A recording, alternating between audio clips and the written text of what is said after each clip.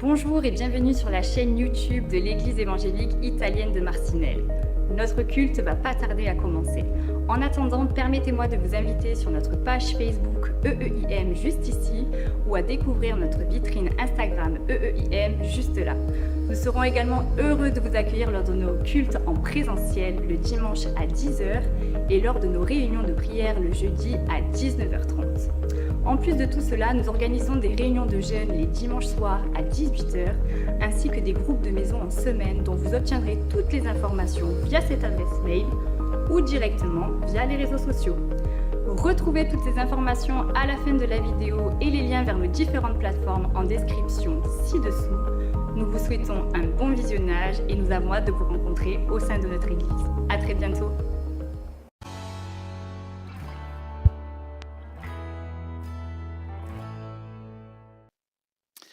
Bien, aujourd'hui, on va parler du travail. Ces jours de congé, c'est pas agréable. Mais la Bible parle de ça. Il faut qu'on est au courant de ce que la Bible nous dit au niveau du travail. Et je vais vous lire quelques versets dans l'évangile de Matthieu, chapitre 9, à partir du verset 35, inclus le 38. On va se lever pour honorer la parole de Dieu. Je suis debout, on se met debout. Verset 35. Jésus parcourait toutes les villes et les villages, enseignant dans les synagogues, prêchant la bonne nouvelle du royaume et guérissant toute maladie et toute infirmité. Voyant la foule, il fut ému de compassion pour elle, parce qu'elle était languissante et abattue comme des brebis qui n'ont point de berger. Alors, il dit à ses disciples, « La moisson est grande, mais il y a peu d'ouvriers. Priez donc le maître de la moisson d'envoyer des ouvriers dans sa moisson. » Seigneur, bénis ta parole dans notre cœur ce matin. Que l'onction de ton esprit soit sur chacun de nous pour comprendre, pour se concentrer, Seigneur, avec ta parole, car nous voulons apprendre encore à l'école du Seigneur tous ces enseignements sacrés pour le bien de notre être. Au nom de Jésus-Christ. Amen. Amen. Vous pourrez vous asseoir. Surtout, on ne doit pas être triste quand on va à l'église. Le sourire, il doit combler notre cœur. Je l'ai dit jeudi. Regardez-moi, je suis heureux. Je suis heureux parce que je suis un enfant de Dieu, je suis dans la maison de Dieu et la joie remplit mon cœur. Et j'espère que cette joie, il va inonder vos cœurs encore ce matin. Amen. Alléluia. Comme je dis, je vais parler du travail. La moisson est grande, mais il y a peu d'ouvriers. C'est les paroles que Jésus il a déclarées. Le travail n'est pas la conséquence du péché. Dieu n'a pas condamné l'homme à travailler parce qu'il a péché, pas du tout. Ce n'est pas marqué dans la Bible. Le travail fait partie de la création. Dieu a créé du travail. Et lui, ça a été le premier exemple qu'il a créé, il a travaillé 6 jours. Et le 7e jour, il avait besoin du repos. Je ne sais pas si Dieu il était fatigué, je ne le crois pas. Mais pour donner un exemple à les générations futures, qu'on a besoin du repos. Quand on dort bien, quand on est fatigué, c'est magnifique. Et on ne veut pas de dérangement. Hein? On veut être tranquille, pas de bruit. Et quand je me repose l'après-midi, ma femme avec la casserole, il ne fait de bruit. Hein? Ben, il faut le dire, c'est une chose réelle. Alléluia. Bien. Dans la Genèse 2,15, Dieu prit l'homme et le plaça dans le jardin d'Éden pour le cultiver et pour le garder. Il faut travailler, il faut faire le jardin. Tu dois cultiver le jardin. Et je crois que dans le ciel, il y aura des jardins. Parce que l'homme, il est habitué à manger les choses succulentes, savoureuses. Et Dieu ne nous privera pas. En effet, il dit qu'on va boire du vin. Il y a autre chose aussi. Mais, après le péché, les choses iront changer. Alléluia. Après le péché, il a eu la malédiction. Genèse 3, 19, c'est à la sueur de ton visage que tu mangeras ton pain. Et je crois que tout le monde qui a travaillé, on sait qu'est-ce que ça veut dire gagner sa vie, non? J'ai travaillé 35 ans à l'usine. Quand j'ai fini l'école, je croyais que le monde il m'aurait offert je ne sais pas quoi. Et après, je me retrouve à l'usine à travailler sur la pression des chefs. Et j'ai résisté 35 ans. À 53 ans, quand j'ai eu ma prépension, j'ai dit, Seigneur, merci. Je ne suis plus lié à cette chaîne. Et 40 ans, maintenant 43 ans que je sers le Seigneur, 35 et 43, ça fait combien? Ça approche les 80. Mais le Seigneur, il m'a soutenu dans le travail. J'ai travaillé, j'ai transpiré, mais il était là. Dieu ne nous abandonne pas, même avec le travail dur. Il est là, vous le croyez? Soit béni le nom de l'Éternel. Mais on doit considérer aussi qu'il y a des différents types de travail. À l'époque, à la création, tout le monde cultivait la terre. Et après, ils ont commencé les usines. Autre travail. Donc, le travail de la terre. Le travail de l'industrie, les navigations, les découvertes, il y en a qui travaillent pour les découvertes, les recherches, la construction.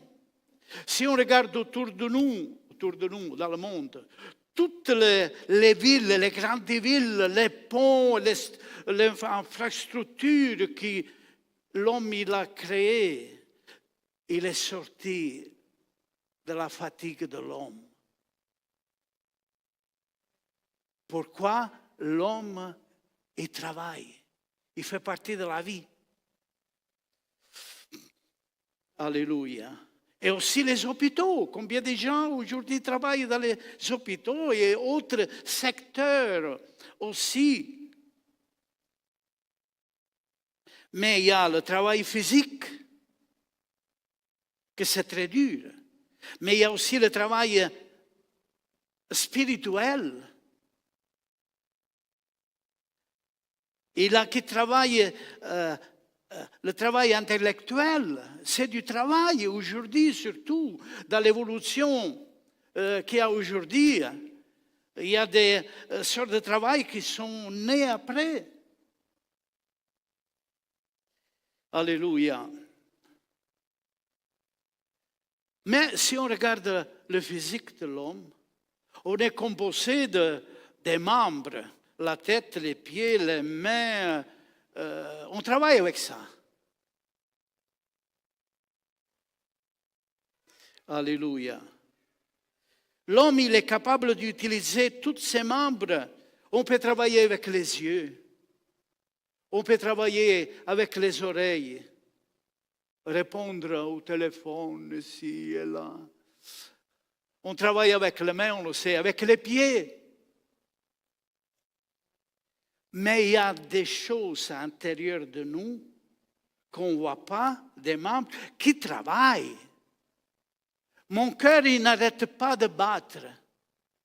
Un jour, il s'arrêtera.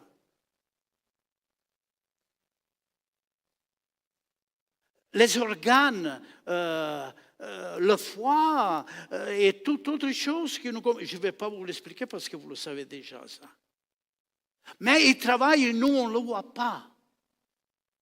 Et tout qui travaille pour le fonctionnement du corps. Alléluia.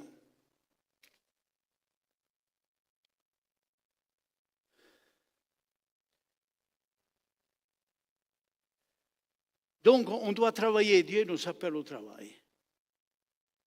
L'apôtre Paul, il dit dans un épître, celui qui ne travaille pas, il n'a pas le droit de manger.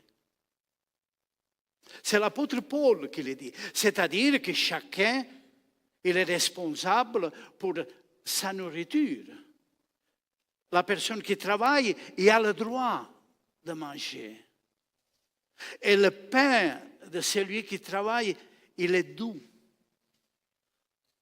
Après une fatigue, une bonne assiette de spaghettis avec la sauce tomate, ou bien des frites, un bon paquet de frites avec la mayonnaise, on se restaure. On est fatigué, on mange bien avec un bon vin de bière ou bien de vin, mais c'est ça la vie de l'homme sur terre. Alléluia. Mais il y a aussi le travail malhonnête sur terre. Vous le croyez? Oui. Le premier travail malhonnête, qui il a effectué? Satan. Là. Lui, ça a été le premier voleur. Il y a des voleurs. C'est un travail malhonnête, vous le croyez, oui ou non? Et il y en a beaucoup, vous savez, dans le monde. Alléluia. Les voleurs, c'est les personnes où ils ne veulent pas travailler, ils veulent s'approprier des biens des autres pour s'enrichir, pour sa gloire. Oh, je ne sais pas pourquoi ils le font. Ils sont malades. Mais aujourd'hui, si on a quelque chose, on doit bien le garder. Hein? Sinon, il y a des voleurs. Je me rappelle quand je suis venu en Belgique, on pouvait laisser devant la porte de la bière, du lait et tout. Personne qui touchait. Maintenant, si tu travailles près de ta maison, tu laisses un outil, après un quart d'heure, il n'est plus là. J'ai passé par là. Le voleur, c'est un travail, il travaille, il risque la vie. Comme je dis que le diable, ça a été le premier voleur. Pourquoi il a volé la gloire qui appartenait à l'homme? La royauté, la sainteté, il a été volé. C'est pour ça que l'homme, il se retrouve dans la misère. Alléluia. La guerre, c'est un travail malhonnête. Rien que pour la présomption, l'orgueil de quelqu'un qui dirige. Dieu n'a pas créé la guerre. Dieu nous parle toujours de paix. Le monde cherche une paix, mais ce n'est pas la vraie. Une paix forcée. Mais Christ nous a donné la vraie paix. Je vous donne la paix que le monde il ne peut pas vous donner. Et recevez aujourd'hui la paix de Christ. C'est lui qui ne l'a pas. Il peut la donner encore aujourd'hui, vous savez. C'est suffisant d'ouvrir le cœur. Ah, quelle paix. Alléluia. Et dans le texte qu'on a lu aujourd'hui, le verset 36, Jésus nous fait mettre en lumière l'état du monde entre les mains du diable. Et je vais vous le lire ce verset. Voyant la foule, il fut ému de compassion pour elle, parce qu'elle était languissante et abattue comme des brebis qui n'ont point de berger. La vision du Christ sur un monde perdu. Quand vous voyez toutes ces foules, Jésus accomplissait des miracles. À l'époque, il n'y avait pas les hôpitaux, la médecine comme aujourd'hui. Alors, c'est lui qui prêchait la guérison, il s'attirait les foules. Mais Jésus regardait l'intérieur de ces personnes-là. Il voyait, c'était des personnes abattues, sans défense. Vous avez jamais vu un troupeau sans berger? Surtout dans les Abruzzes où moi j'ai vécu, il y a des loups. Il y a des loups, parce qu'il est devenu le parc national d'Abruzzo, l'Italie, et on a remis des loups. Et mes parents, ils l'ont connu, tout ça. Et quand le pasteur, le berger, il doit faire le gardien, sinon le loup, il a une manière de tuer et laisser par terre. Ce n'est pas qu'il prend une brebis, un mouton, une chèvre et s'en va. Il tue et il laisse là. Il se fait la provision. Alléluia. Et Jésus voyait la foule, sans berger. L'humanité a besoin des bergers. Mais des bergers que Dieu constitue au milieu des nations, frères et sœurs. Un berger, il a la vision. Le berger, il voit le besoin de son troupeau. Pourquoi il guérissait? Parce qu'il avait pitié de ces gens-là. Et le Saint-Esprit, il nous transmet à chacun de nous cette vision.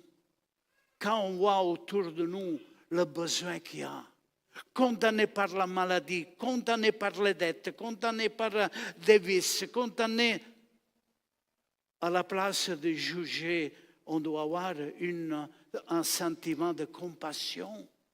Amen. Vous ne répondez pas. C'est comme ça. Dieu, il m'appelle à avoir la compassion, l'amour. Alors il m'appelle au travail. Jésus travaillait, vous savez. Il dit qu'il allait dans toutes les villes et les villages. Et il marchait à pied. Aujourd'hui, il y en a certaines à 500 mètres de l'église. Ils ne vont pas à l'église parce qu'ils n'ont pas de voiture. C'est comme ça, on vit ce temps-là, frères et sœurs. Alléluia. Et en effet,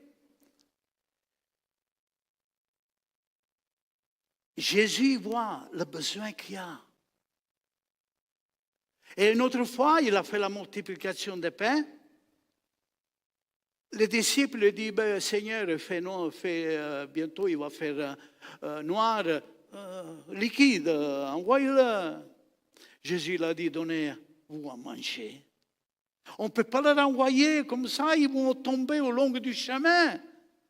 La vision, la sainte vision qui vient de l'Esprit, comprendre le besoin des autres.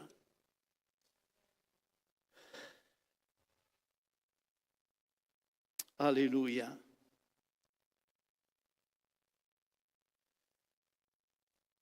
Il voyait que, et c'était rien qu'en Israël, on peut imaginer le besoin du monde. Mais si on regarde l'actualité aujourd'hui, vous ne êtes pas sensible à ce besoin. Avec toute l'abondance qu'on a aujourd'hui, il y a encore des gens qui meurent de faim. Et l'Église, qu'est-ce qu'il fait? Qu'est-ce que je fais moi comme chrétienne? Qu'est-ce que je pourrais faire? Seigneur, comment je peux intervenir? Je jette des choses parce que je n'ai de trop. Mais comment je peux faire parvenir ces choses à ces gens-là? Peut-être qu'on t'empêche même de l'amener parce que tout il est contrôlé par l'autorité de ce monde et le prince, c'est le diable de tout ça. Mais ces gens qui dirigent, ils n'ont pas un peu de compassion, un peu de pitié. Tous ces jeunes qui meurent. L'autre jour, ils l'ont annoncé que la Russie il a perdu 20 000 soldats. 20 000. Ces jeunes qu'on lui a coupé la vie. On ne lui a plus donné le droit de vivre. Pourquoi? Pour les caprices humains. Seigneur, aie pitié. Le Seigneur, il nous a donné un flambeau. Prêchons l'Évangile sans avoir peur. Prêchons-le. Commençons dans notre maison, dans notre voisin, dans notre collègue de travail. Prêchons l'Évangile. Il ne faut pas être gêné de prêcher l'Évangile. Alléluia. Le champ est grand, il dit Jésus. La moisson est grande, mais il y a peu d'ouvriers. Je me rappelle quand mes parents ils cultivaient le blé et quand il faisait bon comme maintenant, le blé sur une semaine, on devait le couper. Et alors ils cherchaient des ouvriers à droite et à gauche. Sinon, il aurait pu venir de la pluie et alors ils perdaient tout. On a besoin d'ouvriers. Tournez la tête vers moi, pas vers eux. Alléluia. C'est très important, frères et sœurs, voir avec nos yeux de l'esprit. Nous, on a les yeux du cœur. Souvent, on cite ce verset-là. Les yeux ton cœur, il peut voir. Ton cœur, il peut constater ce qui se passe. Nos yeux, ils voient ce que le monde ne voit pas.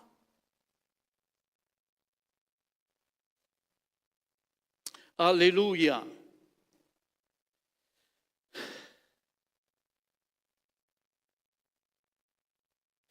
Mais Dieu a besoin d'ouvriers. Vous le croyez? Si vous voudrez, Dieu pourrait sauver toute l'humanité.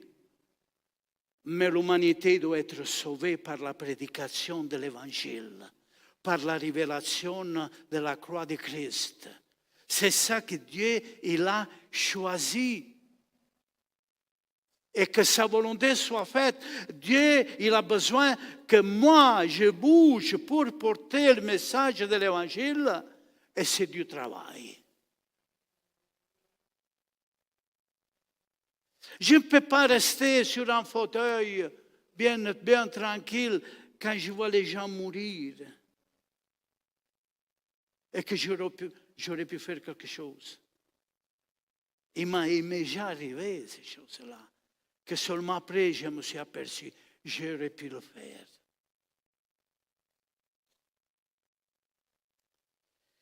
Alléluia.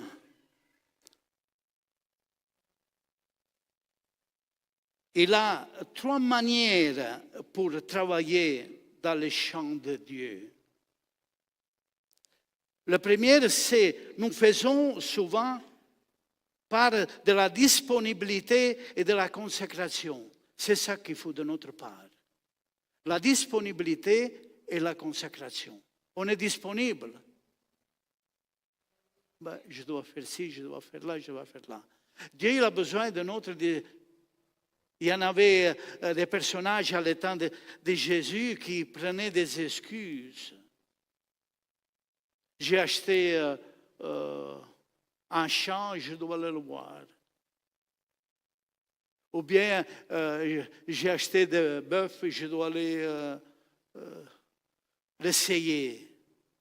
Elle lâche le bœuf où il se trouve. Les âmes, ils sont plus précieux des bœufs. Ah oui, mais on a un banquet, hein? Je ne peux pas perdre le banquet. Et si tu as quelqu'un qui est en train de mourir et a besoin de toi, tu vas au banquet ou tu vas voir cette personne. Une fois, il m'a dit un coup de fil, c'était vers 11 heures du soir, d'aller à l'hôpital, que c'est une personne que je ne connaissais même pas, pour faire l'onction de l'huile. Je me lève, je vais à l'hôpital et je vais faire l'onction de l'huile. Dans certains moments, à qui on doit obéir, frères et sœurs? À Dieu ou bien à notre sentiment? Donc, la disponibilité et la consacration sont deux éléments que nous, on peut offrir. Et alors, il y a la parole de Dieu et dans sa plénitude. On a des outils pour travailler. Un ouvrier, il a toujours besoin des outils, non? Aujourd'hui, dans tout le travail, il y a des outils sophistiqués, on peut faire beaucoup de choses. Mais Dieu nous a confié sa parole. On a la parole de Dieu puissante, efficace, comme un épée à deux tranchants. Alléluia. Et pas notre discours, frères et sœurs. Je vous dis ça parce que je me suis aperçu. Certaines personnes chrétiennes, on dit ça chrétienne, et je l'ai vu qu'ils voulaient parler de l'évangile à quelqu'un. Mais son raisonnement, il ne se tenait pas debout parce qu'il n'avait pas la connaissance de la parole de Dieu.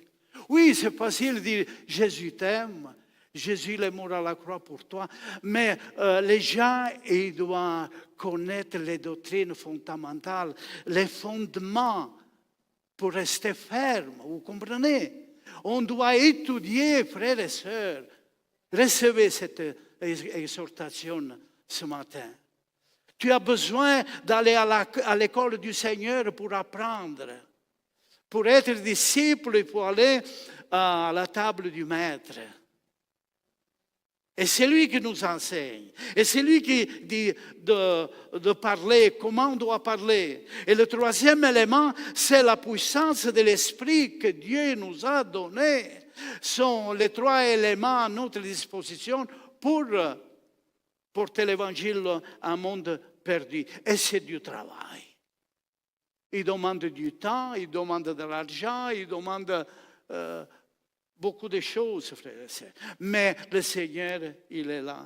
Jusqu'à dire à ses disciples, allez, prêchez l'évangile, ne portez pas avec vous ni des choses doubles, des souliers, des manteaux, parce que l'ouvrier, il est digne de son travail. Voyez, si moi, je n'aurais pas écouté, et je ne me glorifie pas pour ça. Si moi j'aurais écouté les conseils de quelqu'un, je n'aurais jamais fait le pasteur ici. Parce que j'ai dû assumer grande responsabilité. Mais Dieu, il était là. Dieu nous avait confirmé. Et on a travaillé l'usine, on a travaillé pour l'Église. Mais je suis encore là. L'homme spirituel, il ne se fatigue pas et il ne vieillit pas. Alléluia. Donc, Dieu nous a donné le Saint-Esprit, il nous donne des forces, de la vigueur, du feu. Et qui peut contenir cette flamme que le Seigneur il a mis dans notre cœur? Et on doit savoir aussi que travailler pour le Seigneur, c'est un honneur. N'importe qu'est-ce qu'on doit faire, c'est toujours un honneur. On travaille pour le roi des rois. Il y a des gardiens qui ouvrent et ferment la porte de la maison du roi. Il ne fait que ça. Mais c'est un honneur. Il y a eu la tante de mon épouse. Il a été servante dans le roi Albert. Et c'est elle qui lavait le roi de maintenant et tout, quand il était des petits-enfants. C'était un honneur. Et qu'est-ce qu'on doit dire, nous, qu'on sert le Seigneur, le roi des rois et le Seigneur des seigneurs? Donc, c'est un honneur. Il ne faut pas être gêné de l'Évangile, même si vous devez venir ou bien vous inscrire à la liste de nettoyage. Vous ne savez pas combien de fois j'ai nettoyé cette salle ici. Et autre chose, les poussières, de tant d'immondices là, ici. Allez, on a descendu du plafond plus de 50 sacs de poussière, tout noir. Alléluia! Je sers le Seigneur et je n'ai pas honte de l'Évangile. Alléluia. Et alors, ce n'est pas à nous de choisir ce que je veux faire. Ah, moi, je vais seulement prêcher sur la tribune. Ah non, moi, à l'école du dimanche. Hein. La Bible nous rappelle que Dieu, il a préparé des œuvres pour que nous le pratiquions. C'est les œuvres de Dieu. C'est normal que si c'est moi qui choisis, j'ai choisi un travail léger, propre, tout, hein, vous comprenez? Mais Dieu, il nous met devant sa volonté, ce qu'on doit faire pour sa gloire. J'ai remarqué autre chose et je vais le partager avec vous. Il y a des personnes, je ne vous connais pas tous, et non plus votre qualification, votre travail, mais il y a des personnes intelligentes qui savent faire beaucoup de choses.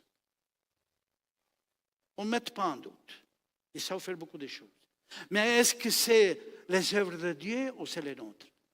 Alors j'ai vu personnes qu'on lui a donné des charges. Pourquoi? Ils promettaient beaucoup de choses. Et quand ces choses qu'il avait, ils l'ont terminé, il n'avait plus rien. Il ne savait pas comment avancer. Alors là, j'ai compris. Les œuvres de Dieu, il est alimenté par l'Esprit. Il te donne toujours de nouveau, de nouvelles choses pour aller de l'avant. Mais si je mets mes forces, mes capacités mentales, physiques, ce que j'ai, arrive un moment que je coule. C'est pour ça qu'on a besoin chaque jour de l'onction du Saint-Esprit qui renouvelle nos forces et notre volonté de le faire aussi. Alléluia. Et voilà, mais on le voit de l'apôtre Paul, quand il était arrêté par cette lumière, Jésus lui a parlé. Il est tombé, il a perdu la vue. Et seulement au moment-là, il dit, Seigneur, qu'est-ce que je dois faire? C'est ça notre prière. Seigneur, qu'est-ce que je pourrais faire pour ta gloire et pour ton nom? Rappelons-nous que Jésus, il s'est plié jusque par terre. Il a été lavé les pieds aux disciples et à Judas Iscariote qui il allait le trahir. Quelle humilité, les compassions de Dieu. Et on a besoin de ces compassions-là. Que le Saint-Esprit puisse nous le transmettre. Souvent, et c'est naturel, c'est humain, tout. on met tout sous jugement. Ah oui, mais parce que ça, hein, il a voulu, hein, il ne travaille pas. Hein, nous, on raisonne comme ça. Et après, le Saint-Esprit, il nous reprend et nous dit, fais tes affaires.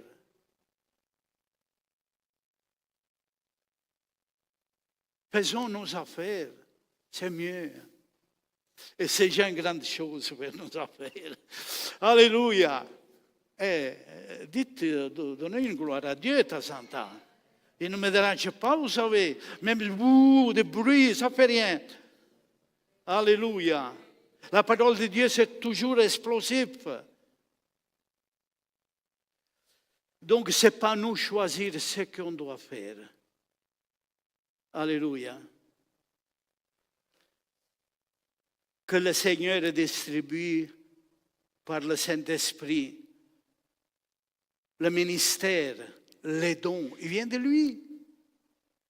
Si moi je n'avais pas un ministère qui venait de lui, je n'aurais jamais pu résister 40 ans.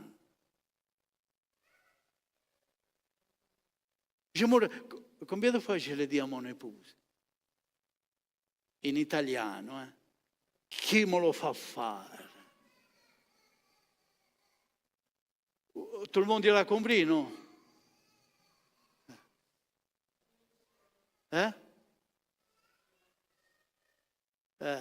Donc, pourquoi arrive un moment où on sent de la fatigue? Mais après, il vient une vigueur, une volonté.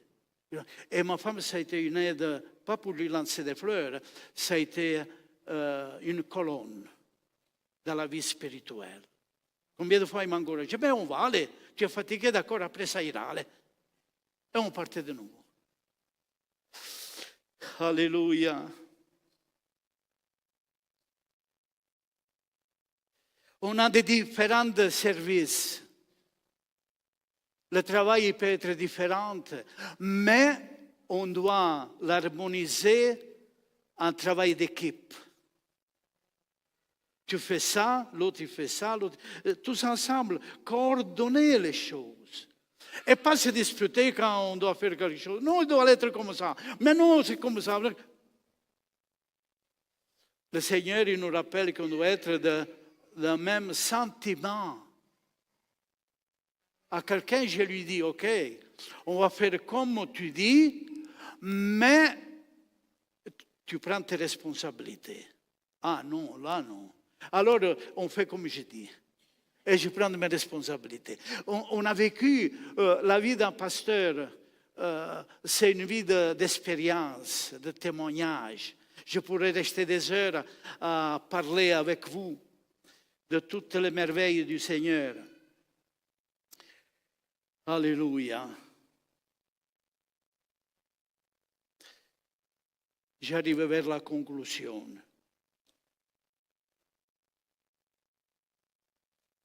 Donc, tout service il doit être coordonné. Il y a des responsables et il y a des personnes qui obéissent. Souvent, frères et sœurs, on ne reconnaît pas le travail de l'autre. Et ça, je l'ai vécu avec une amarezze, une amertume. Quand je vois que telle personne digne d'honneur, il n'est pas respecté. Quelqu'un s'est même permis de dire, tu n'es pas au pasteur, tu n'es pas plus grande que nous. Seulement que lui, il a reçu l'onction de l'Esprit pour diriger un peuple. Toi, tu ne l'as pas reçu. Tu peux être un bon chrétien, oui, tu as des qualités, mais il ne faut pas baisser l'autre. Honorons-nous les uns les autres, frères et sœurs. On est le peuple de Dieu. On est frères et sœurs rachetés par le même sang. Et comme Jésus m'a aimé, il vous a aimé. On est cher. Le passé, c'est passé. La personne, n'importe qu'est-ce qu'il a fait, maintenant il y a une nouvelle créature. Les choses vieilles sont passées. Alléluia.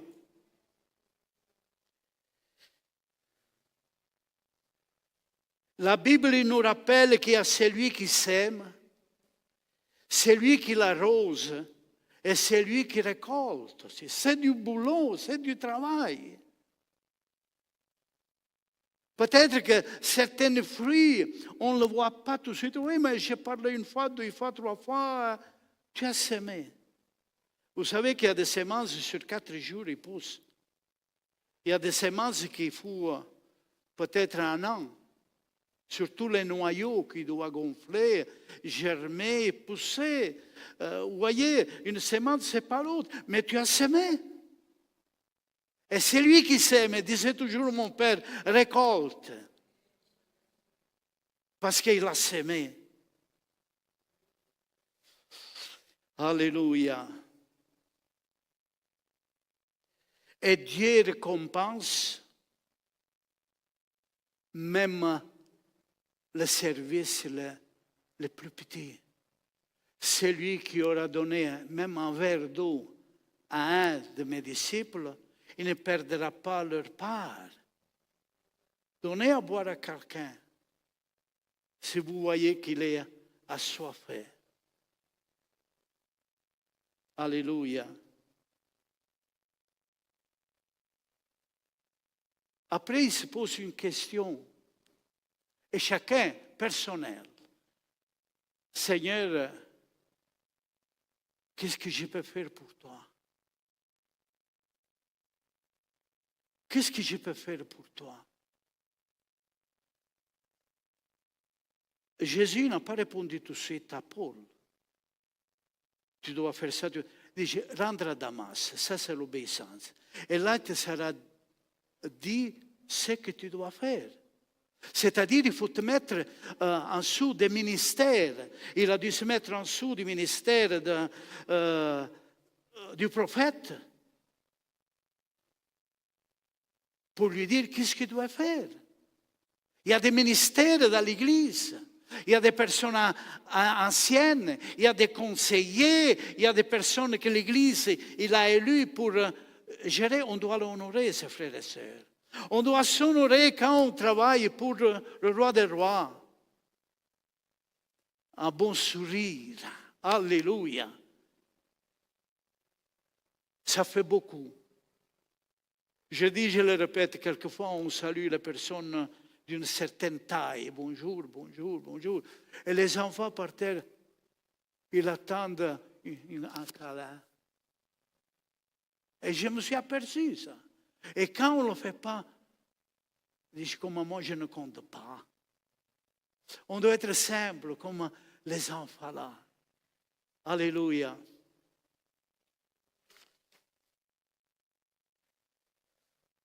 Alors, il n'y a pas d'âge pour travailler pour le Seigneur.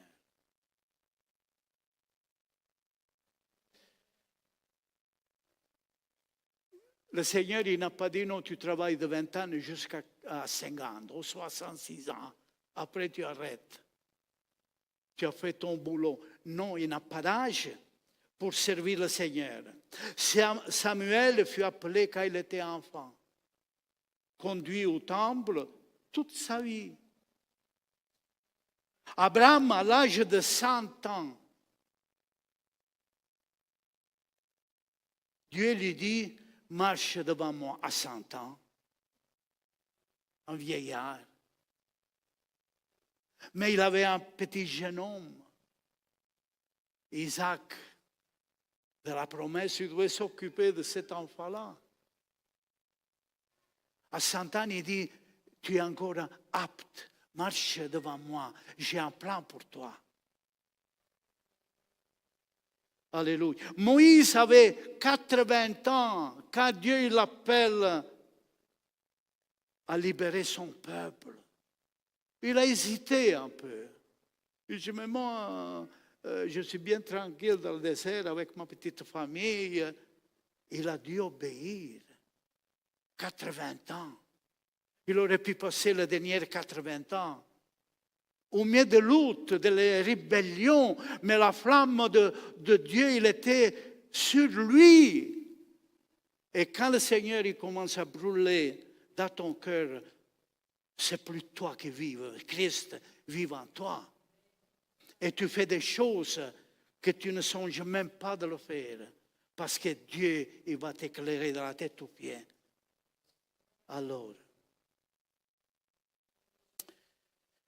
alléluia. Tu es disposé à faire quelque chose pour Dieu? Il ne faut pas me répondre pour ne pas vous mettre mal à l'aise. C'est une question que chacun de nous il doit réfléchir. Alléluia. Aujourd'hui, quand nous demandons, pas tout le monde, à quelqu'un de faire un travail, souvent ils disent non. Ah oui, oui. Pourquoi ils sont occupés? Le dimanche, il doit faire ça, il doit faire ça, il ne peut même pas venir au culte. On n'a pas le temps d'aller nettoyer la salle. Mais il y a des autres qui le nettoient et tu t'assis sur le banc comme les autres. Alléluia. D'autres, je suis occupé, je ne peux pas le faire. Et il y en a des autres qui disent, pourquoi moi et pas les autres? On veut toujours se libérer des responsabilités.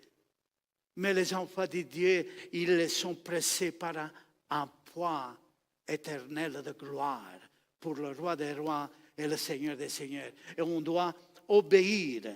Mais on supporte bien le poids de la vie. On le supporte très bien parce que lui, il est avec nous. Le Seigneur, c'est le soutien de ma vieillesse. C'est le bâton de ma vieillesse. Et je me sens encore bien. Pourquoi lui me soutient? Il vous soutient, frère, que vous avez un certain âge. Vous avez l'appui de Dieu. Vous ne êtes pas seul. Il nous accompagnera jusqu'au dernier souffle de notre vie. Alors, sémons, récoltons, arrosons le champ de Dieu. Regardons autour de nous et réalisons le besoin qu'il y a.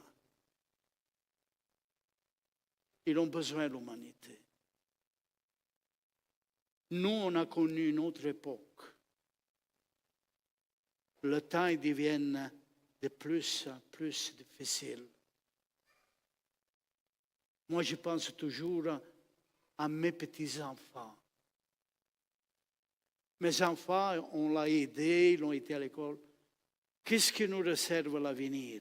Rappelons-nous qu'on vit dans un monde qui n'appartient pas à l'homme, et appartient à l'ennemi et à ses suites. Et on est dominé. Alors si on peut arracher quelques âmes de la porte de l'enfer, il faut le faire, frères et sœurs. Travaillons. J'avais 20 ans et j'ai passé toute la région de la Louvière avec un autre frère de porte en porte. Et ça, il m'a aidé à me former, à dialoguer avec les gens n'importe qui. Il m'a franchi.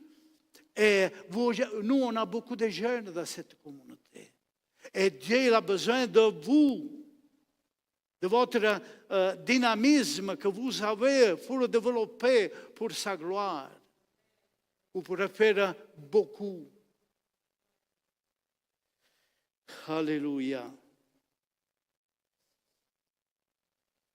Si tu peux faire du bien et tu ne le fais pas,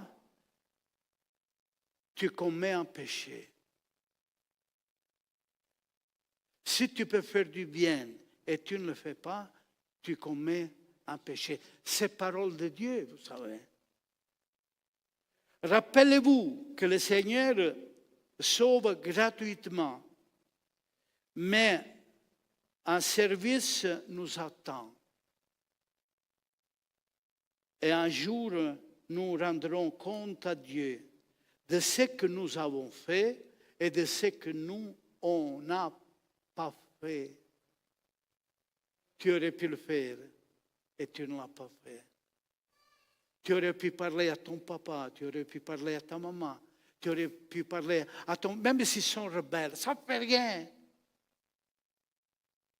C'est la parole de Dieu est comme un marteau qui casse, qui brise les pierres. Parole de Dieu. Il y avait ma sœur,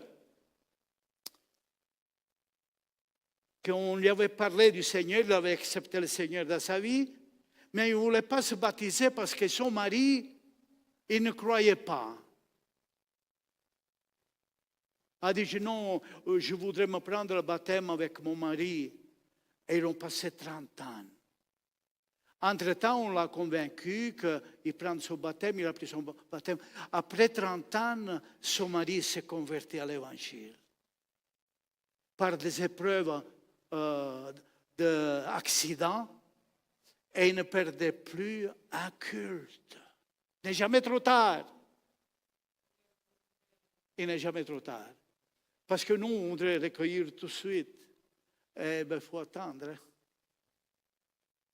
Si on veut des fruits, il faut attendre que fleurit la plante et que les fruits sont là et qu'ils mûrissent. Et seulement après, on peut goûter. Et comme ça, c'est l'œuvre de Dieu. Il y a certains fruits que nous, on a sémés, qu'on ne verra jamais mûrir, mais on le reverra au ciel. Et il me disait le frère Sorge, le pasteur de Van Farseboulet. Une fois, il était venu ici, peut-être que vous l'avez même écouté. Et j'étais prêché à son église, et lui, il était nouveau. Je ne me rappelle même pas du message. Et après, peut-être 30 ans, ici, il était moi. Et je dis, frère, c'est à cause de ton message. Je me suis réjoui. Je dis, mais enfin, après autant d'années, je peux attendre que j'ai prêché aussi pour lui. Et je me le trouve, c'est un pasteur. Reproduisons autre brebis. Et c'est très important. Frères et sœurs, j'ai fini. Que le Seigneur puisse tenir en considération notre manière de vivre. Frères et sœurs, on vit des temps de somnolence. L'Église, pas Marcinelle seulement, partout, on constate. Nous, on a vécu une autre époque. On a besoin d'un réveil puissant. On a besoin que nous on plie les genoux devant la présence de Dieu et on l'invoque avec tout notre cœur. On a, je le répète encore, trop de malades, trop de problèmes. Nous voulons la délivrance, que Dieu nous délivre des vices qu'on a accumulés au long des années dans nos vies. C'est le libérateur, on le chante, mais on doit le vivre. Et nous, on ne sait rien faire sans lui. Que Dieu bénisse nos vies. On va se lever. Je ne sais pas si ce matin il y a quelqu'un qui veut travailler pour le Seigneur.